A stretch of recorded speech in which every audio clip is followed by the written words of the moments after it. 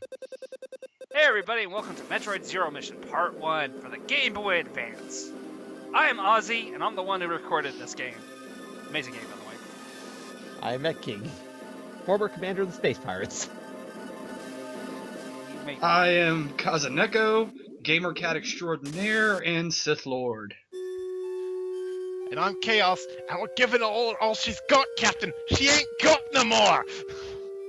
It gets number 2. Prepare photon torpedoes. And I'm Black Eagle, the red shirt. You got the red shirt. We have to have one. Yeah. Yeah, Metroid Zero Mission, guys. Clearly we've gotten all our space tropes out of us now, so hopefully no more will need to be made. Oh, Good luck with that one. in what universe do you live? By the way, I live currently in the Samus Aran universe where Other M doesn't exist. Oh, and look! Cutscene. What was that? Because by I've the never way, heard of Eagle, that game. I've got you a new shirt. It's a mauve shirt. It's an off color of red. It gives you that perfect mix of expendable yet invulnerability. Essentially, you're the perfect minion now. He's so excited, can't you tell? Anyways, guys, Metroid Zero Mission is a remake of the very first Metroid for the Game Boy Advance. And you will not. The superior version in every way possible. For starters, you have a direction to go now. Yes, and a freaking map. Honestly, that's the only reason that I don't play the original, is because it doesn't have a map. And everything really starts to look very samey after a while. The original is great though. You can't knock the original. I mean, Yes, I can. Everything game- looks the I for same. gameplay for its time, it was amazing. Yes, but now we have this, so we don't need it anymore. Yeah, but unlike, say, going back and playing Super Mario Brothers 1 again, or playing Zelda 1 again, I don't get lost in those games, not unlike I get lost in and just has to deal with the archaic nature of the original Metroid.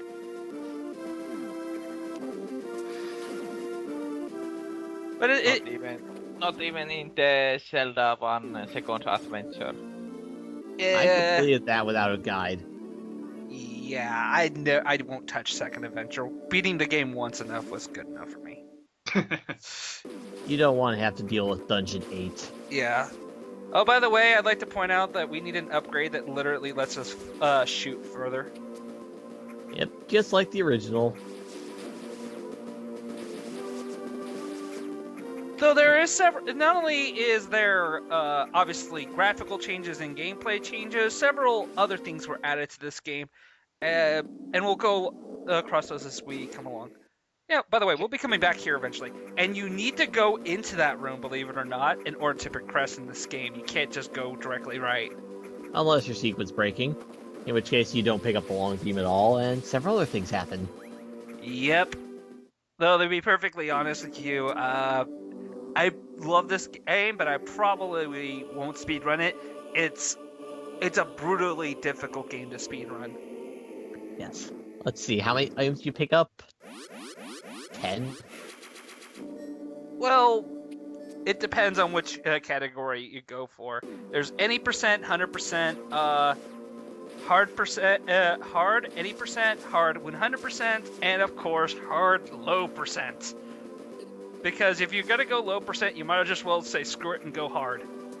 Yeah. And then Whereas go... the kids would like to say these days YOLO, and I can't believe I just said that myself. It just made me a little bit sick. Here, I'll go get you some medicine. Oh, thank you. I'll go get you some medicine. It's this Bond movie called You Only Live Twice. Oh. Oh, I heard that movie had a bad sequel. Also, if you couldn't tell, anytime I use a save station I'm editing, I save and quit, essentially. Just to make sure the videos go well. So remember, when he saves, it means he screwed up. No, actually, I have a pretty solid run. The only time I really die is in dealing with We'll Mother get Brain. there. We'll get there eventually. Yeah, but I don't. First, I don't surprise, show new that. boss. Yep. This guy is only in this game too. And to be perfectly honest, he is completely unnecessary. He's easy to kill, and on top of that, He gives you a new power up. and the charge beam, I really don't use it much in this game. I find it one of the weakest abilities you get in this game. Well, Yeah, that's because you get the frost. You get frost later on. You get super missiles. You know, just for and for damage me, comparison, yeah. the Well, most powerful beam charged does 24-bit damage total. Missiles on their own do 20 each and can be fired rapidly. Super missiles do 5 times that at 100 damage. What does that say? it means you want to get as many super missiles as you can. a Just more of broken the fact- damage algorithm. Pretty much. It's still a really fantastic game, guys. Oh yeah, it's beautiful. Don't it's- get me wrong. It is absolutely a blast to play. Even after having not played this game for, let's see, This is the almost first- 8 years since I last played this game, I still was able to pick up, play, and beat the game with relative ease. The first Metroid game I ever played was this one, actually. The second one was Metroid Fusion, the third one, Metroid Prime. That's actually a good way to approach these games. Though, my first Metroid experience was actually Metroid 2 on the Game Boy, which I really had no clue what the hell I was playing at the time. Granted, I have to be that fair. guy and be like, yeah, the first Metroid I played was the original, and then I played Super Metroid, and Super Metroid is just That's really the good. Superior. Oh, my dick, it's so good.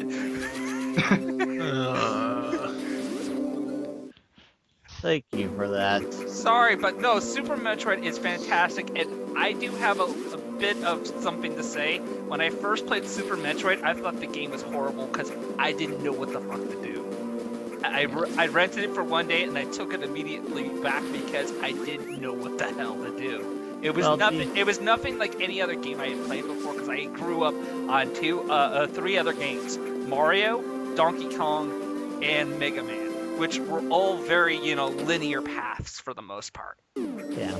Same thing happened to me with Legend of Zelda Link to the Past. I didn't know what the hell I was playing, I didn't know what I was doing. I couldn't even get into the castle during the intro sequence because I had no idea what I was doing.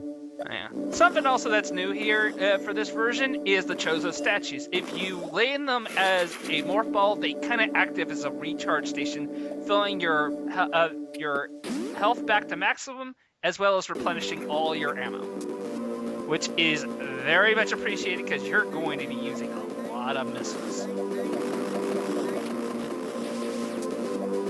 Anyway, you now have the next power, the Morph Ball bombs.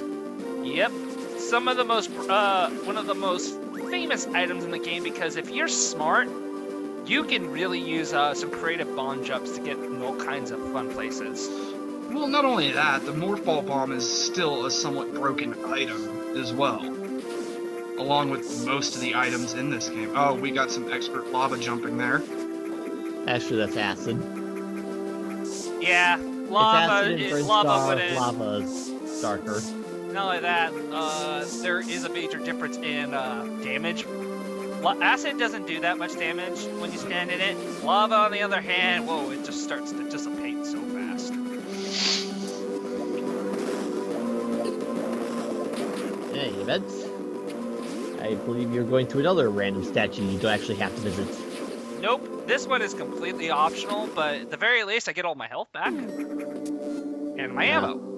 Now, by the way, as for how I'm going to approach this run is, I'm mostly grabbing anything that's along the way within relative ease. I am not going to do 100%, mostly due to I don't remember where everything is, and that would take a long freaking time to do. And honestly, the reward for doing 100% isn't that enticing for me. Just playing the game and beating it is enough of a challenge. By the way, for the Chozo statues, if you pay really close attention, you'll actually notice they're slightly different colors of each other. For example, one you just went to had a bluish tint to it, and when you go to pick up the item that's it took you to, that statue is the same color. And it's actually true for all of them. The Each one's- more you know. Wow, you really are the science officer. It is most illogical of you to go visit that. Oh, And why haven't you cleared out the nests? wait, what? There's 3 nests in that room. Yeah, but I cleared them out before and they just respawn. You cleared out 2 of the nests. There's 3 total. One hides the missile upgrade, and if you destroy all 3 of them in one go, they'll never respawn. I didn't know that. That's my answer. You saw the low percent run. They even mentioned that. I watched it, but I don't remember every little detail about it. Maybe I was just so wowed by how good he was doing to remember all the little finite details of the run. Hell no. Oh, by the way, get used to this freaking hallway. We will be visiting here a lot. Well, it's the only way to and from Norfair, the next area. Yep. Oh, cutscene. Epic cutscene. Foreshadowing.